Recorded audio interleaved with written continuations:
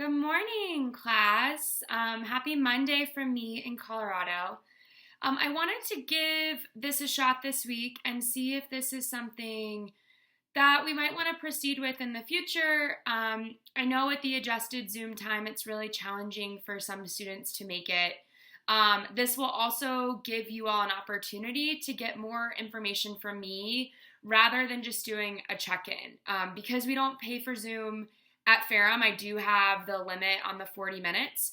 So I kind of wanted to give it a shot this week and see what happens if we record a check-in and go through a little bit of information about the readings in the week ahead and see how you all like it. So once you watch it and you get the email from me, I would really love your feedback to see if this is something that is helpful for you. I know we have so many athletes in the class and so many students with really challenging work and life schedules. And with COVID, I know that some of the other professors are a little strict about having you on Zoom for an extended period of time. So if there's any way that I can adjust this class to give you all more time to work on your assignments, more time to just be people, that's really important to me. So let me know in a follow-up email how you all like this sort of version of class. I'm also really happy to move back to the Tuesday check-ins, but I wanted to kind of give everyone fair playing ground of let's see what happens if I record a check-in, we go through the discussion board, we go through the prompts. This will also give me an opportunity to go through the readings with you all that I haven't been able to do and wasn't able to do in fall one, given the short amount of time that we had on the Zoom call and wanting to balance questions while I was doing that. So we're just kind of going to see how it goes. I hope everyone has a super wonderful week. As always, I will be available on Thursdays from 10 a.m. your time to noon your time. If I ever get the times wrong, I apologize. Just always know I'm 2 hours ahead of you. And I will always put everything in Eastern Standard Time for everyone moving forward. I don't want to confuse anyone having to do the math. So 8 a.m. to 10 a.m. for me, and it'll be 10 a.m. to noon for you all on Thursday. I'm always available. If I've stepped away from my computer, it's probably to get more coffee or take my dog outside. So if I'm not on right away, send me an email. I can see that you've logged in. And I do have a waiting room just so that if there's a student on office hours who maybe has something that's a little more personal, we don't have a flood of people on at one time. So if it happens that I'm not sitting at my desk right when you hop on, feel free to send me an email. As always feel free to send me emails. I don't find them bothersome. I don't find them irritating. If you have a question that's really pertinent to your assignments and that really needs to be answered, send me an email. I promise it's okay. I am a student myself. I know how frustrating it is when you don't get a response quickly enough, especially when you have assignments due. So always feel free to send me an email, even if you think it's troublesome, even if you think that it's a silly question. No questions are bad questions in this class. I want you all to feel comfortable and confident enough to send me emails or to question your classmates on discussion boards. And I just want you to feel like this is a really safe space and that I'm going to be really accommodating because, like I said last week, I am really happy to accommodate anything as long as I know in advance. And so with that said, we will proceed through a short PowerPoint. We're going to go through the Stephen Prothero reading, a couple notes about that, the Jane Iramora reading, which is a short article, and then we're going to go over your Instagram and your discussion board posts for week 2. If you didn't look already, this week we're doing Buddhism. So I hope everyone's really excited. We get to talk about movies and Kung Fu Panda and Karate Kid. And your Instagram assignment is to send me a picture from your favorite Kung Fu movie. If you really like Kung Fu Panda, I love Kung Fu Panda. So please send me all of the pictures from that movie, all of the clips. It will be great. All right, so like I mentioned in my video at the beginning of this, we are doing Buddhism this week. I am really excited about it. I'm really excited for our readings. And the reason that I really like starting with Buddhism is it typically is one that students are familiar with from a pop culture standpoint, but not necessarily familiar with from a religious standpoint. We learn a lot about Buddhism from film and television. And I think that this week will be a really great time for us to unpack or unlearn some of the things that we've been taught about Buddhism over the years. So in particular, the Jane Irimura reading is really wonderful because she walks us through what it's like to look at American film and television and American media, knowing that the ways that they portray Asian religions and Asian cultures is incorrect and actually a little bit harmful to people who affiliate or practice those religious traditions.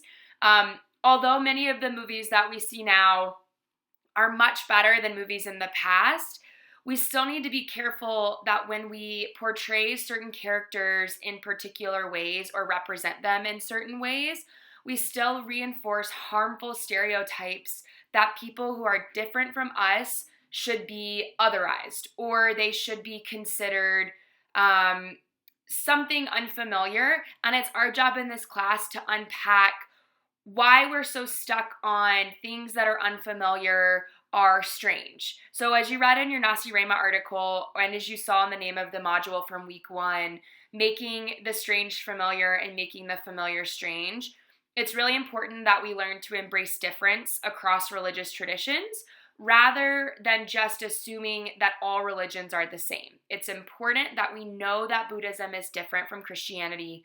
We know Buddhism is different than Islam, and we embrace those differences and we learn about those differences rather than trying to do comparative religious work.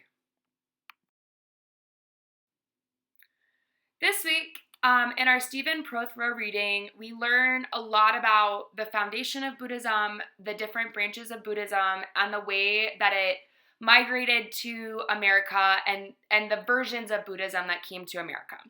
So in the very beginning of our chapter, Stephen Prothero opens with the story of what we and who we consider to be the Buddha. Originally, his name was Siddhartha Gautama. He was a prince. And he decides that he wants to go out into the world to experience the world. He's been a prince. He's not experienced really anything outside the confines of the palace where he grew up. So he moves into the world and he experiences old age, sickness, death, and asceticism, or religiosity. And through these experiences, he comes to find out that there's much more to life than what he has been experiencing. And he also comes to find out how serious suffering is and the problem of suffering for people in this world. So as he moves into his life, through meditation, silence, and sitting, he takes a seat under a Bodhi tree. And this is how he becomes the Buddha or the awakened one. So just like Christ or Jesus Christ, Buddha is a designating term. It's not necessarily a name. So Buddha means the awakened one. Buddha is not like Jesus or Muhammad. As I just mentioned, it's important that we understand and emphasize difference. In fact, he's really different from both of these people, and he is similar in some ways, but it's important that we understand that Buddha was not someone that people worshipped. He's an exemplar, and he's someone that people look to as an example of Buddhism and an example of someone who was in many ways the founder of this rich history and this rich tradition. But we need to make sure that we understand that people do not worship him in the same way that people worship Jesus or that people venerate Muhammad as important prophets or leaders in their respective religious traditions. Buddhism is a missionary religion. This means that you are able to join. The way that you join Buddhism in a very simple way is that you recite the 3 refuges or the 3 jewels. And in this way, you're able to consider yourself a Buddhist. This is very similar to Christianity and Islam. And finally, Buddhism is known for 3 main precepts or principles. These are something that we might call doctrinal truths of Buddhism. And these are things that help the practitioners operate and give them guidelines to follow. These three things are the three jewels, the Four Noble Truths, and the Noble Eightfold Path. All of these are outlined in your Prothro reading, so please make sure that you go read those and that you understand how they help people orient themselves into a Buddhist worldview and as a practicing Buddhist. Stephen Prothro has a four-part approach to religious traditions. He outlines this in his introduction. And one of the things that this really helps us with is thinking about concise ways to observe and consider religious traditions. So he identifies a problem, a solution, a technique or techniques, and an exemplar of religious traditions. This is going to be a really helpful way for you to think about different religions as we move through the class, because it helps you from doing comparative work. It helps you from thinking, well, Christianity has the Bible, so what does Buddhism have? Or Islam has Muhammad, so what does Taoism have? This is a really easy way to actually emphasize difference rather than similarities. So for Buddhism, the problem is suffering. Ultimately, we want to alleviate ourselves from suffering in this world. The solution is nirvana, which looks a little different for each branch of Buddhism, and Prothro outlines this in the reading. The technique to achieve nirvana is the Noble Eightfold Path. And within this path, it does include things like meditation and chanting.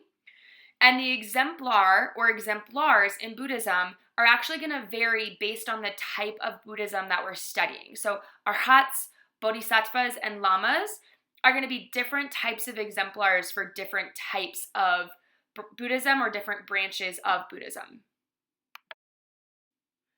Our second reading this week, aside from our Prothro reading, and each week, remember, we will have one chapter from Prothro that will outline history, context, different branches of religiosity, more of the nuts and bolts of the religion. And we'll have a secondary article, which will always inform your Instagram post for that week. And the article will really emphasize things like material culture, media, etc. So this week your reading is from an anthology on religion and popular culture, and it's an article by Jane Iwamura called The Oriental Monk. Jane Iwamura states in the beginning of her article that the Oriental monk has enjoyed a long and prominent sojourn in the realm of American popular culture. We have encountered him under different names and guises, including Mr. Miyagi in Karate Kid, Yoda in Star Wars, and Splinter in Teenage Mutant Ninja Turtles. These are all examples of the Oriental monk figure that Jane Iwamura outlines in her article. She notes that while the Oriental monk figure does show progress in American popular culture, this is a huge improvement from stereotypes and racist comments about Asian people or people of Asian descent that we saw in the early 20th century in film and television. We would be remiss to think that we have reached or achieved new levels of acceptance. This representation of the Oriental monk still promotes certain racist notions of the Asian other.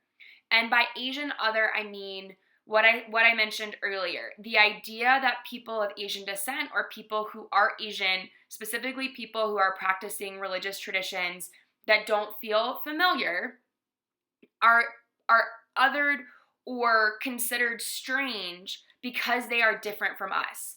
And again, I've emphasized this over and over again, and I will continue to do so. Difference is important in religious tradition. So although for many years and for even many centuries, we've thought of people who are different, we've otherized them, we've made them feel ostracized from mainstream culture, it's super important in religious history and religious context that we emphasize and celebrate differences between people who practice and believe and accept their own faith differently. So regardless of the positive or negative representations of these Oriental monk figures on screen or in film. So Mr. Miyagi is a really positive person in Karate Kid. We know in Kung Fu Panda that the figure who helps Po, he's really positive in Po's life. But in so many ways, that Oriental figure still serves as a particular way that we read Asian bodies and Asian cultures. And this does not help us learn or advance our knowledge about the lived experience of these characters, even though they may be fictional. And in turn, this does not help us learn about real practitioners of Asian religious traditions. This week, as you may have seen on our Instagram from Fall 1, your Instagram post is going to be responding to the Jane Irimura article. So your prompt is, Jane Irimura argues that Americans are fascinated with Oriental monks and with Eastern religion and culture. What are some examples of the Oriental monk in recent American popular culture? Find an example either from a film, a piece of art, a show, or otherwise, and use an image or representative image of it to answer this question. Hint, you can use an example from your reading. She outlines a number of films, a number of shows that use an Oriental monk figure. Use the reading to your advantage. If you want to think outside of the box, that would be great. I would love to see new posts and new ways of thinking about this Oriental monk figure, but you're also welcome to use something from your reading. And please remember, in your Instagram caption, you must cite the reading at least once, and you must offer personal analysis. So using Irimura's chapter to guide you through your analysis, especially with how it relates to the West's fascination with the East, and note that I put those in quotation marks because these are very unhelpful geographical categories for thinking about the world. We do not ever want to assume that we should call something the West and the East because, again, the East promotes this idea of the other, something that is not Western culture, and this is false. The dichotomy of the West and the East is something that was born out of racism and fear. So it's important that we do recognize that. So think about how these films show this type of fascination, and what does it tell you about how Americans may typically understand religion? This can be religion broadly. This can be religion that is not typically thought of as American. Do these films help us understand religion, or do they promote racist and stereotypical ideas about what we think Eastern religions are? Here is an example Instagram post from one of our students from Fall 1. Now, the reason that I picked this one is because it's a longer post, but not as long as a discussion board. And the author of this post includes a short quote from Jane Irimura, an image, and personal analysis. You need to do all of those things in your post. And note that this image is just a screenshot or a quick clip from the movie, and then the student elaborates on maybe what's happening or who these figures are in the image. So go back through the Instagram, look at the Buddhism posts that are already there from Fall 1, and use those to your advantage to help you think about how to create your own content. As I said in the first class, and as you may have seen in our final paper, ultimately your final project in this class is to analyze our personal Instagram. So the better that you can make your posts, the better it's going to benefit your classmates and yourself. So think about that, go through and look to see what's there. Finally, you have your discussion board prompt for this week. This week's discussion board prompt is going to lean a little more heavily on the article, so keep that in mind. Most weeks, the discussion board prompt will lean more heavily on the Prothro reading, and the Instagram post will lean more heavily on the article from that week. So your prompt for this week is, from Irimura's discussion questions, what are the problems and advantages of looking at religion and religious practices through the eyes of an outside observer or inside practitioner? So in considering this question, think about how Buddhism or Asian religious traditions look to you as someone watching a movie, as someone watching Kung Fu Panda, or someone reading a newspaper article about Buddhism in America. Think about the ways that as an outsider, you understand the tradition or the culture that you're reading about. There are advantages. There are ways that that can be helpful, but there's also pitfalls and downfalls to that. So think about the problems that might come with trying to learn about a religious tradition exclusively from an outsider's perspective. How do you think a practitioner of Asian religious traditions, Buddhist, for example, might view representations of Eastern spirituality presented in film and television?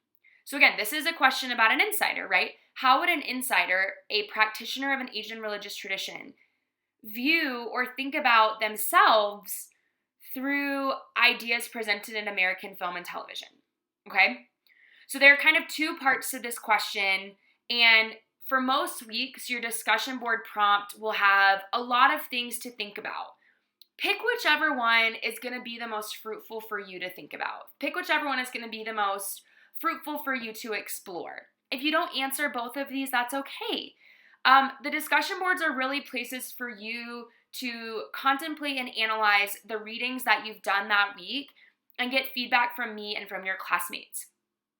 It's also really important for both of your posts, your discussion board, and your Instagram that you read your feedback. I go through every week and look at your Instagram posts, and I give you comments and I give you feedback. Please read that. I promise it'll be important. I promise it'll be worth your time. As with your discussion board prompts, I go back through, I read all of them, I give you insight.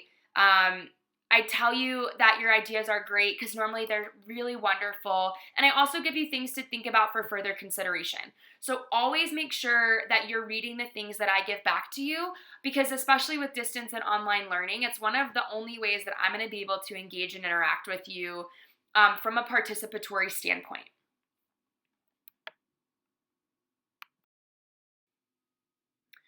And finally, the most important part, your due dates. Your Instagram post every week is due to Dropbox by 11:59 p.m.